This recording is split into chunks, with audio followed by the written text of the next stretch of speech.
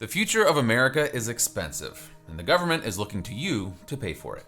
The federal government levies a death tax, which is a 40% tax on value above a certain threshold. Now, at the moment, that threshold sits right around $12 million, so high that 99.9% of estates are unaffected.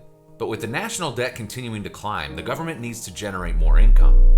Lowering the estate tax threshold and expanding the death tax is a likely route they could take. If this sounds crazy to you, keep in mind, that threshold was as low as $1 million as recently as 2002.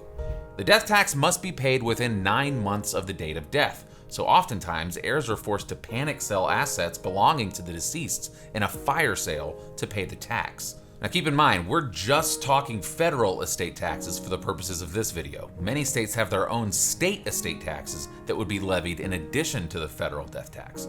So in this environment, it would be wise to assume you will have an estate tax problem and address it rather than pretend it will go away.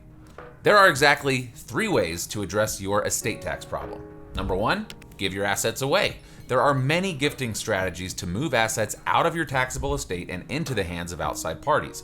Family, friends, a favorite university, charities, and foundations, for example. Number 2, spend it. You've got money to burn, so get to burning it. Buying cars, cruises, and other depreciating and value-wasting items is one way to minimize your estate and reduce any future estate taxes you'll owe. Number 3, insure it. Rather than spending money like crazy or just giving all of your hard-earned assets away, you can utilize a life insurance policy that will pay out enough to take care of that tax bill upon your death. This strategy turns pennies into dollars and lets a life insurance company pay your estate tax bill for you.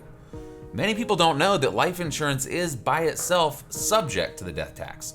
That means that if you have a $1 million policy and a taxable estate, your beneficiaries could owe $400,000 from that policy back to the government in estate tax.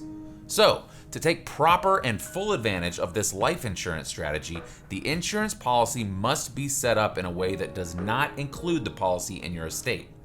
This is where an irrevocable life insurance trust, or ILIT, comes into play. An ILIT sets up a trust outside of your estate that will own, pay for, and be the beneficiary of a life insurance policy on your life. Now, an ILIT is not simple to set up, and you will need the help of a skilled estate planning attorney to execute this strategy.